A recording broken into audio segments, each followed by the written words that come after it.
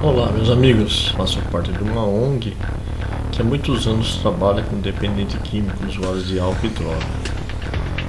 E nessa série de vídeos eu quero estar falando um pouco sobre a dependência química, considerada hoje como doença pela Organização Mundial da Saúde. Durante muitos anos convivendo com a dependência química, eu quero estar falando um pouco sobre o mecanismo de defesa da doença. Um assunto muito interessante, muito profundo, que com certeza vai te ajudar.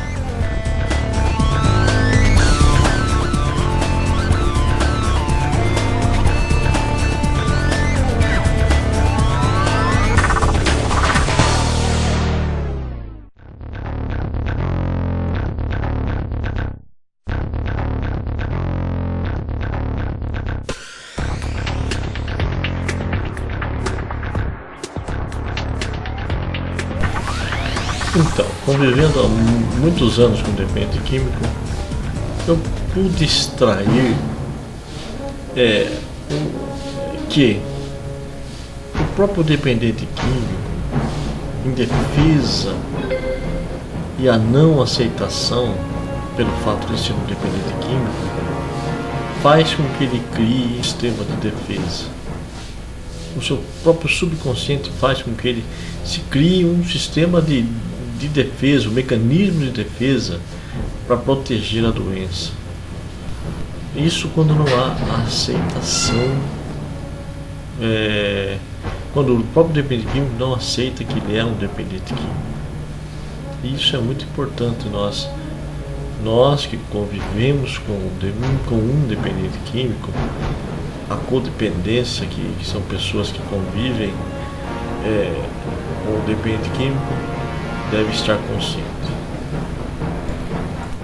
Bom, antes de estar falando sobre o mecanismo de defesa da doença, eu gostaria de estar falando sobre as fases da dependência química. É muito importante que nós venhamos a conhecer um pouco sobre isso.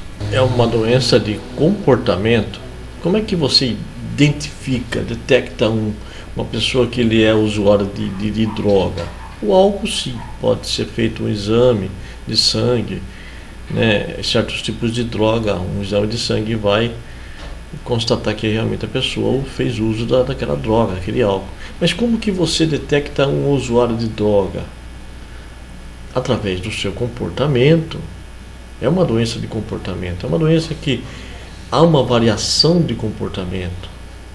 Dependendo do tipo de droga, há um tipo de comportamento mais agressivo, um comportamento mais obstinado, um comportamento mais rebelde. Então, é importante que o codependente, a pessoa que está ao lado, que convive, principalmente com relação a adolescentes, é importante que se olhe, que se observe, que haja uma atenção especial para o comportamento do adolescente ou do usuário. Aí você vai detectar certos tipos de comportamentos que vão realmente corroborar, que vão dar testemunho que a pessoa realmente é um dependente químico, está usando droga, por ser uma doença de comportamento. Então não existe outra maneira de você detectar isso, a não ser que o quadro já tiver muito agravante e de repente há uma notícia do seu filho, da pessoa da sua família, do seu ente querido ter um envolvimento em um ato infracional, a polícia pega com droga e relacionado com brigas, com agressões, e você então descobre que a pessoa realmente é um usuário de droga, de álcool, de droga, vamos falar de droga.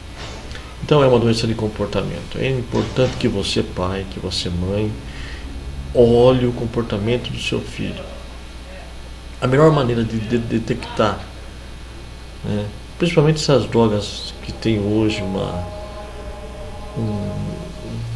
que proporciona hoje uma devastação moral, uma devastação com relação aos conceitos morais, espirituais, né, acerca de valores, de fato. A partir do momento que descobrimos que dependência química é uma doença incurável, o importante é nós ampliarmos a nossa consciência com relação à dependência química. Conhecermos a dependência química de uma forma mais ampla nos fará administrar a doença que existe em cada um de nós.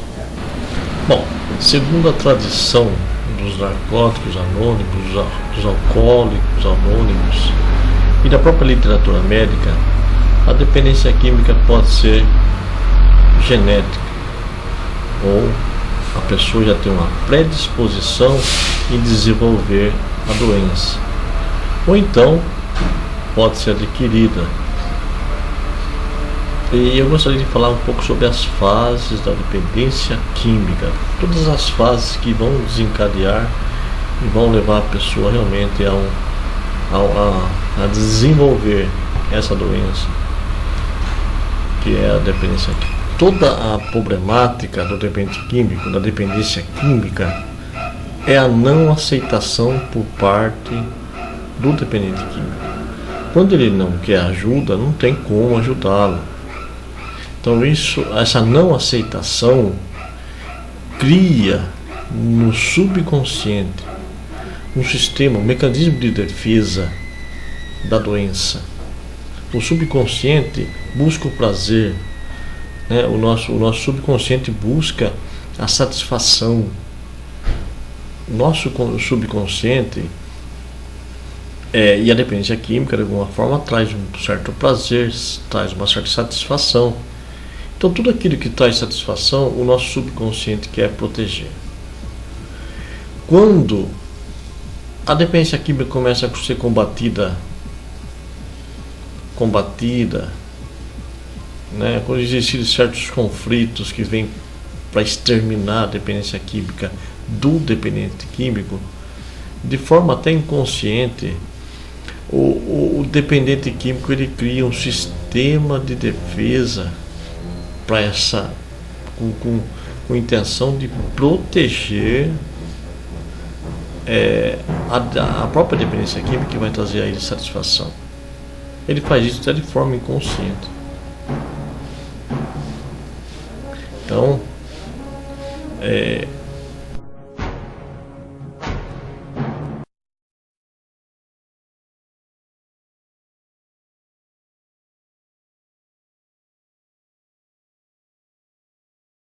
nosso subconsciente, né, ele próprio desenvolve uma solução para os conflitos exteriores, né?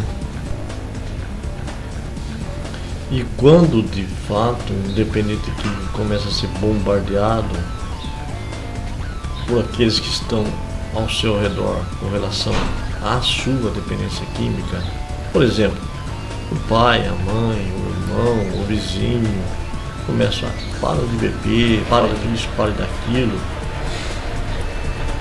Isso faz com que ele não aceite que ele é um dependente de química.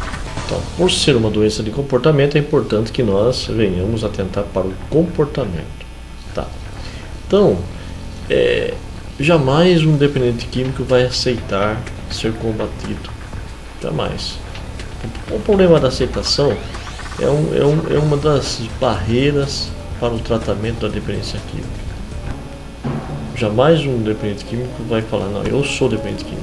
Essa aceitação, muitas vezes, ela acontece com o passar dos anos, quando chegarem realmente ao fundo do poço, com as suas vidas, a vida moral, física, material, conjugal, todas as áreas da sua vida estarem realmente afetadas. Aí haverá uma consciência, não, realmente sou um dependente químico e eu preciso de ajuda. Mas até que se chegue a essa fase de consciência, de aceitação, o nosso ego, o nosso subconsciente irá se defender dessa doença. Porque a doença traz satisfação.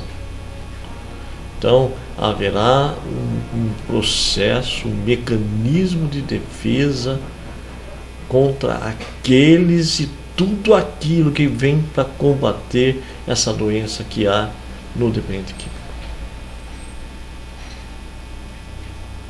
E eu gostaria de estar falando um pouco sobre como que funciona, quais são esses sistemas, esse mecanismo de defesa que se manifestam na vida de um dependente químico que não aceitam a doença que há neles. Essa problemática da não aceitação, há muitos programas, o Amor Exigente e outros programas terapêuticos que vêm auxiliar a postura dos codependentes para que leve o dependente químico a buscar ajuda e aceitar que realmente ele é um dependente químico. Eu não quero falar sobre isso agora. O importante é que você conheça esse mecanismo de defesa daqueles que você convive, que são dependentes químicos. É uma manifestação as quais irão tentar proteger a doença, a não aceitação.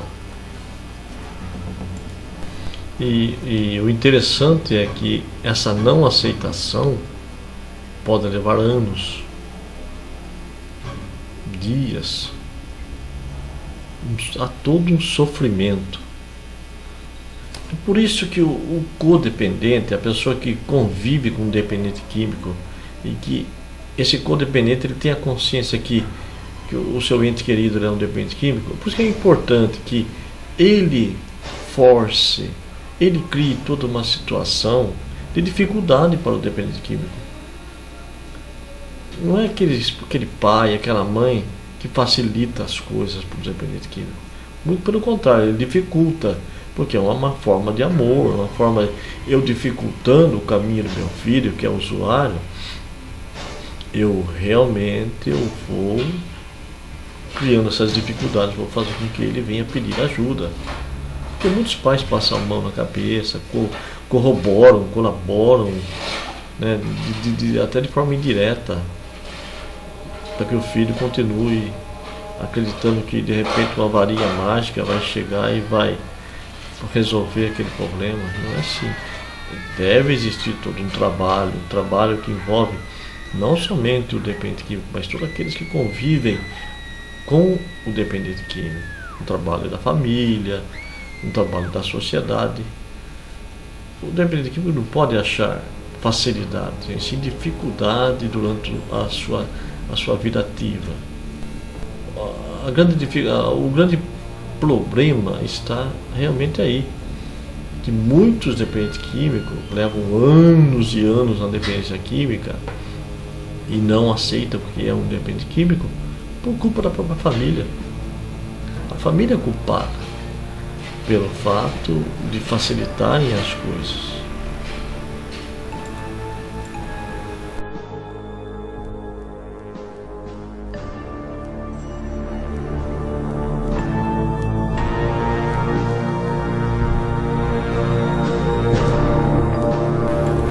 Muitas internações acontecem em clínicas pelo fato de o dependente químico, ainda não consciente da sua dependência química, não aceitarem a sua dependência química, vão a uma internação pelo fato de serem premiados com alguma coisa. Por exemplo, a mulher, a esposa fala para o marido que é dependente químico: vá para uma clínica que eu volto para você, a gente reata o casamento. Vá para uma clínica, o papai vai comprar um presente, vai comprar uma moto, vai te dar algo. Então veja bem, é uma troca. Então o dependente químico, ele não está consciente que é um dependente químico. Ele não entra numa programação, terapêutica pelo fato de ele ter consciência que é um dependente químico e precisa de ajuda. Ele entra em razão de receber algo em troca, que é uma premiação. Então ele fica numa clínica 6, 7 meses, 8 meses, 9 meses, E após esse período ele sai, fica até um pouco limpo lá fora, mas logo vai voltar nativa e vai pegar aquela moto que o pai deu, aquele carro que o pai deu, vai vender e vai fumar aquilo. Eu já vi muitos fatos assim. Eu já fui testemunha de muitos fatos assim, de esposas reatarem o relacionamento. São verdadeiros cordeirinhos, saíram da clínica, 1, 2, 3 meses, não praticam a programação, né, que nos ensina a evitar hábito, pessoas e lugares, e eles acabam então voltando à dependência química. E o quadro, a tendência é se tornar cada vez pior, mais agravante. Porque, se veja bem, a própria dependência química, a própria vida na dependência química, limpos, as pessoas às vezes nativas, limpos, quando eles recaem, o processo de recaída, quando eles voltam de novo a ficar limpo, eles já vão caindo em descrédito, as pessoas já acabam, a confiança acabam já não existindo por parte dos familiares. Então a tendência de futuras recaídas realmente é um comprometimento maior em toda a estrutura familiar. É muito difícil. Então se faz necessário que a internação aconteça quando for identificado essa aceitação. É um momento crucial para uma internação, quando o dependente químico ele reconhece que ele é um dependente químico, que ele é portador de uma doença incurável, fatal, progressiva, que se ele não conhecer um pouco o universo dessa doença, que se ele não conhecer uma programação, se ele não colocar em prática essa programação depois que ele sair de uma clínica, de fato ele não vai conseguir ficar limpo lá fora. Então é necessário que primeiro se conheça, né, uma programação, que depois ele quando ele sair de uma comunidade terapêutica, de um processo de recuperação, ele coloca em prática aquilo que ele aprendeu lá fora. A prática constante daquilo que ele aprendeu os irá tornar limpos. O fato de pessoas recaírem com 10, 15, 20 anos limpo foram porque realmente não colocaram, se esqueceram de colocar em prática a programação que os ensina o que? A evitar hábitos, pessoas, lugares, a prática de uma espiritualidade, enfim, a detectar os sinais de uma possível futura recaída, né? Então, a recaída, nunca uma pessoa recai da noite para o dia, é um processo lento, gradativo, os quais vão se manifestando de forma que são atitudes, pensamentos que vão levar a pessoa a uma futura recaída. Então, quando você conhece toda a programação, quando você tem uma ideia da programação, você vai conseguir detectar: peraí, tem certos pensamentos que eu tenho que evitar. Por quê? Porque são pensamentos que estão me levando a uma futura recaída, que se eu alimentá-los, se eu mantê-los dentro de mim, dentro da minha mente, possivelmente eu vou recair. Então, esse é o valor da internação. Quando se há essa consciência, quando o dependente químico tem essa consciência. Fora isso, não tem como você ajudar um dependente químico. Não existe uma vacina. Existe, hoje a medicina tem tantos medicamentos, não sei, cada um tem um tratamento, mas pela própria experiência, eu tenho visto que a prática da programação é o melhor remédio de manter o dependente químico limpo. E um dos fatores principais para a recuperação é a aceitação. Pois quando não há aceitação, não há como ajudar. Não se iluda. Não se iluda. Não deixe se levar por esses pensamentos. Não, põe numa clínica, ele vai sair bom. Não. Se o dependente químico não tiver aceitação, não tem como você estar ajudando ele. Então é importante que você participe de um grupo que te ensine qual a postura que você, codependente, deve ter com relação ao seu dependente químico, aquele que convive com você. Fechar a porta, criar dificuldade, eu já falei sobre isso. Então, essa participação em grupo vai te ensinar posturas, métodos, os quais aplicados, né, vão dificultar a vida dos dependentes químicos e vão levá-los a uma consciência que eles são dependentes químicos. Peraí, eu preciso de ajuda. Eu preciso de fato ser ajudado. Eu realmente não tenho controle sobre o álcool, eu estou perdendo o controle sobre a droga. Veja bem, eu estou roubando meus pais, eu estou tirando objetos de dentro da minha casa para comprar droga. Eu estou já começando a cometer atos infracionais para que eu possa pegar aquele dinheiro e comprar droga.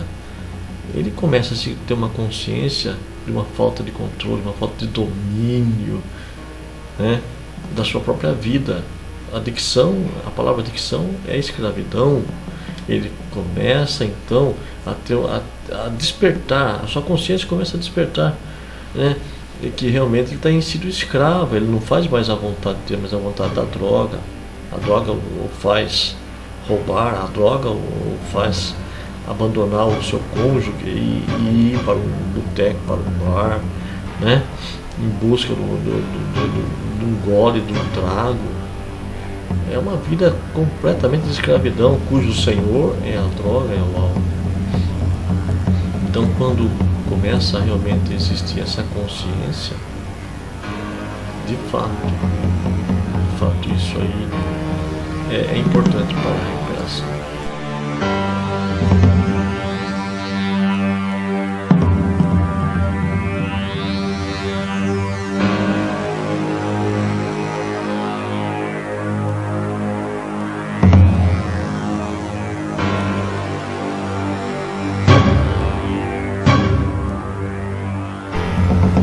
Então, veja bem, há uma perca de controle da situação. E isso vem à consciência do dependente químico. Esse é o melhor momento para a internação. Quando ele de fato se convence que, puxa vida, eu não tenho como. Já tentei de tudo, já tentei força de vontade, já tentei tantos métodos que não funcionaram. Então, quando existia essa consciência, quando ele realmente caía, entre aspas, cair a ficha, aí é o momento de ajudar. Então, companheiro, você que vive essa situação, é importante que você comece a dificultar as coisas, não facilitar. Eu soube de casos, né, já acompanhei casos em que a mãe, que o pai fecharam as portas para o dependente químico, simplesmente mudaram de endereço, o abandonaram ao léu.